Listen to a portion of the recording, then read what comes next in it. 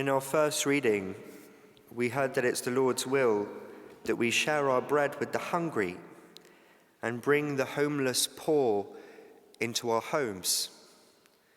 We also read in the Gospel that whenever we have a feast or a banquet, we're not supposed to invite our friends or our families in case they repay us, but instead we're supposed to go to the uns of society, the unwanted, the unloved, the uneducated, the underappreciated, and we're supposed to welcome them in instead.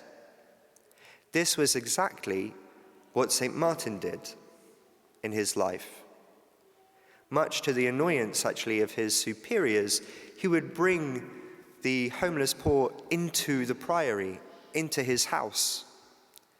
There will be many people who would say that this is imprudent.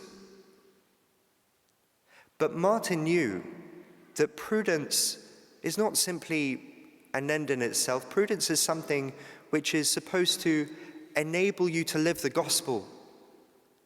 Prudence is something that's supposed to bring you into a deeper relationship with God.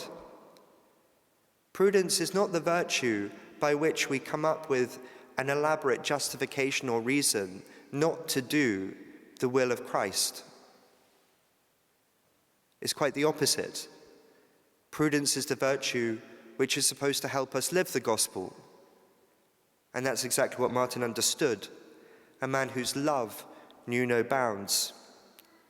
And this came from knowing that he himself was first loved by Christ. He, like the man who was beaten and naked at the side of the road, had suffered much. He'd been rejected by many because of his ethnicity, amongst other things. He was rejected, at least in part of his life, by his father.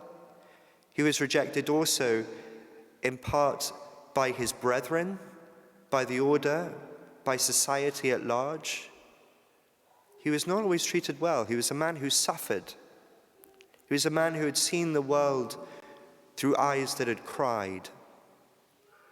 Some things can only really truly be seen through the eyes of those who have suffered, from eyes that have cried.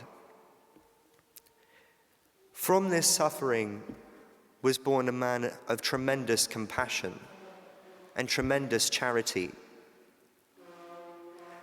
It's always a source of great pain for me when I hear amongst my friends and from others that when they think of the order, they love St. Martin so much because when they think of the order, they don't think of somebody like St. Martin, that St. Martin somehow breaks the mold, that he's extraordinary.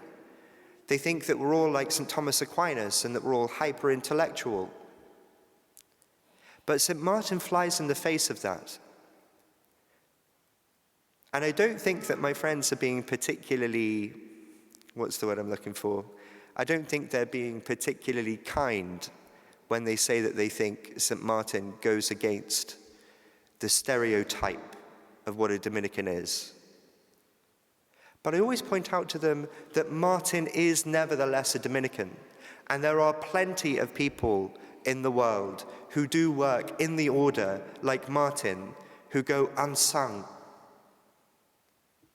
I think of our brothers in Jamaica whose house is dedicated to St. Martin, who do tremendous work with the poor. It's an apostolate that's not very well known in many ways.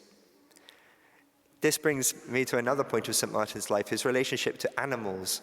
I was walking through the streets of Kingston, and if you've ever been to Kingston, you'll know that animals are running around everywhere.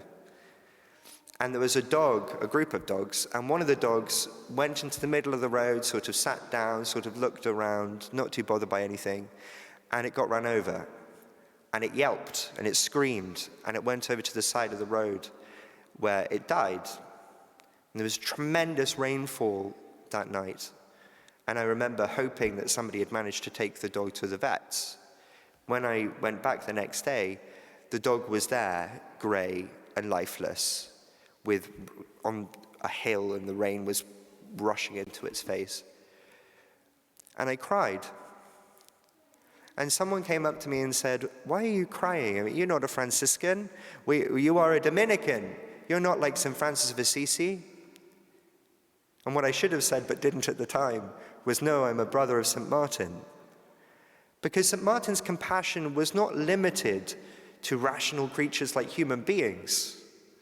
St. Martin's love extended to all of God's creatures, and he healed even animals with great tenderness and compassion.